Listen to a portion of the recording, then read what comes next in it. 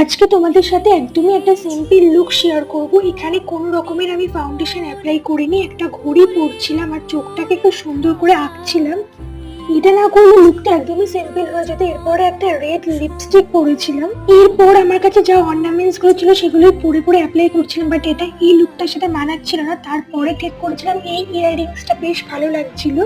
এরপর বরাবরের মতো আমি চুলটাকে সেট করতে কিছুতেই পারছিলাম না। ফার্স্টে ভেবেছিলাম এরকম রাখবো, তারপরে ভাবলাম না, এটা ভালো লাগছে না, তো যদি একটা খোপা করা যায়, বাট সেই খোপাটাও আমাকে ভালো লাগছিল না।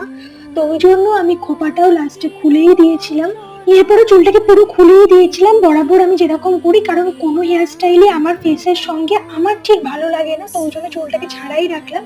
তোমাদের এই লুকটা কিরকম লাগলো জানিও। তোমাদের যদি এরকম আরো বিভিন্ন ধরনের ডিফারেন্ট লুক দেখতে ভালো লাগে, তাহলে অবশ্যই চ্যানেলটাকে লাইক এন্ড সাবস্ক্রাইব করে রাখো।